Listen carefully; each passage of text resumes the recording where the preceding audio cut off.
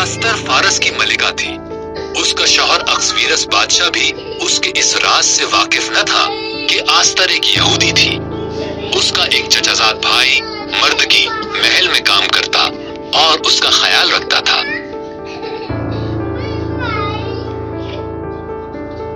बादशाह के एक मुशीर हामान को एक बहुत बड़ा इनाम मिला, जिस पर उसे बड़ा फख्र था। मर्दकी के अलावा सब लोग उसे सजदा करते थे।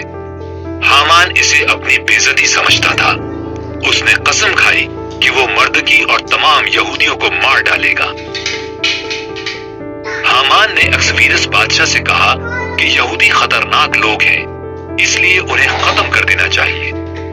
अक्सवीरस मर्दकी ने कहा कि बादशाह का ज़हन तब्दील है। हामान ने अक्सवीरस बादशाह से कहा कि यहूदी खतरनाक लोग हैं, इसलिए उन्हें खत्म कर देना चाहिए। अक्सवीरस बादशाह रजामंद हो गया और यहूदियों को खत्म करने का एक दिन मुकर्रर कर दिया। मर्दकी बहुत खौफजदा हुआ और मलिका आस्तर को पैगाम भेजा। मर्दकी ने कहा कि बादशाह का ज़हन तब्दील करो। आस्तर ने कहा, अगर मैं बगैर बुलाए बादशाह के पास जाऊंगी तो वो मुझे कत्ल करवा सकता है। मर्दकी ने कहा, शायद इसी दिन के लिए ही तुम्हें मलिका बनाया गया था। आस्तर जुर्रत का मुजाहरा करते हुए कोशिश करने के लिए तैयार हो गई। वो बादशाह के तख्त के पास चली गई। अक्सवीरस बादशाह उसके हुस्न से मुतासिर हुआ और उसे अंदर आने की दावत दी। उसने पूछा कि क्या हम हामान के साथ शाम का खाना खा सकते हैं। हामान अपने घर के पीछे एक बड़ी सलीब बना रहा था। उसका मंसूबा था कि वो मर्दकी को उस पर लटकाएगा।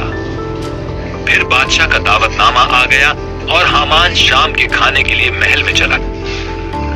आस्तर ने अक्सवीरस बादशाह को बताया, एक शख्स मुझे और मेरे लोगों को मारना चाहता है। बादशाह ने पूछा, कौन ऐसा कर सकता है? आस्तर ने कहा, यह शैतान हामान है। हामान? पहरेदारों, इस शख्स को खत्म कर दो।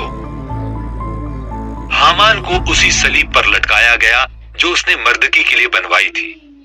आस्तर की वजह से यहूदी बच गए। तब उन्होंने एक बड़ी ईद बनाई, जिसे वो आज के दिन तक भी मनाते हैं।